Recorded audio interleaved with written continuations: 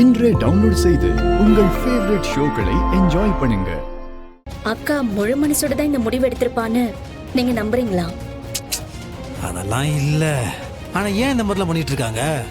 மாமா, உங்க அப்பாவே நீங்க இன்னொரு கல்யாணம் பண்ணிக்கலன்னா உங்களை ஜெயிலுக்கு அனுப்பிடுவேன்னு சொல்லும் போது அப்புறம் என் அக்கா என்ன பண்ணுவா?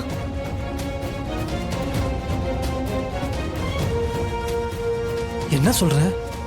ஆமா மாமா, நீங்க அந்த ஆக்சிடென்ட் கேஸ்ல அரெஸ்ட் ஆகி ஜெயில இருந்தீங்கல்ல, அப்போ வீட்டுல இருக்கிறவங்க எல்லாருமே சேர்ந்து உங்களை ஜாமீன்ல வெளியில கொண்டு வரணும்னா டைவர்ஸ் நோட்டீஸ்ல கையெழுத்து போட்டு வீட்டை விட்டு வெளியே போகணும், உங்களை விட்டு முழுசா விலகணும்னு ஃபோர்ஸ் பண்ணிருக்காங்க.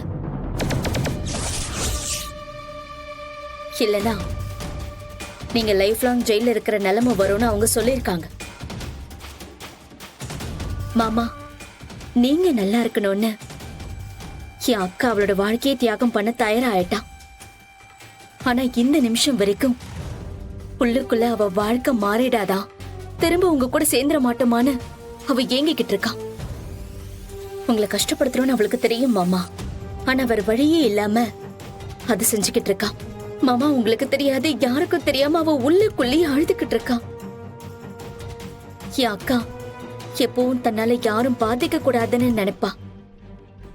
அப்படி இருக்கும்போது உங்களை எப்படி ஜெயில அவளால விட்டு வைக்க முடியும்? அவளுக்கு வேற வழியே இல்ல மாமா.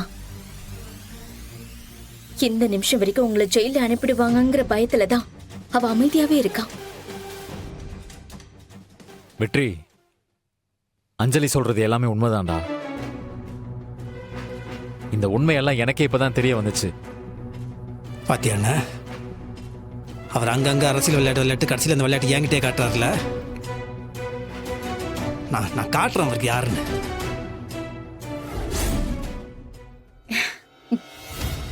ஏன்பா இந்த மாதிரிலாம் பண்றீங்க?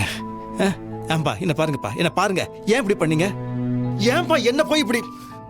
உங்க மேல எவ்வளவு நம்பிக்கை வச்சிருந்தேன் அப்பா. உங்களுக்கு என்ன வேணா பண்ண தயாரா இருந்தேன்ப்பா.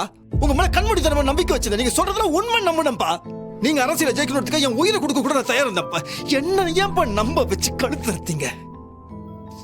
இதுக்கு பேசாம என்ன கொண்டு போட்டுக்கலாம் பண்ணீங்க. டேய் நிறுத்துடா. என்னடா பெத்த அப்பன்னு நிக்க வச்சு கேள்வி கேக்குறியா? அப்படி அவன் என்னடா தப்பு பண்ணிட்டான்? என்ன தப்பு பண்ணாரா? இவர் பண்ணது எதுவுமே உங்க கண்ணுக்கு தப்பா தெரியலையா? இல்லடா, தப்பு இல்ல. ஓ,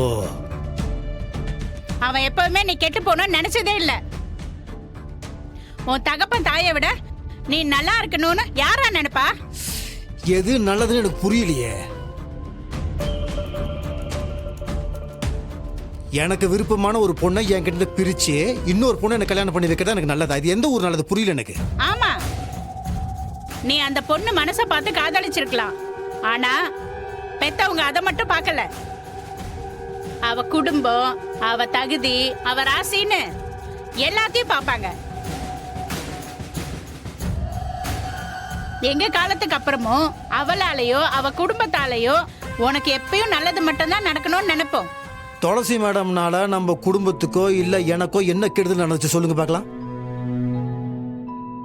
பாட்டி, இருக்காரு உங்க புள்ள.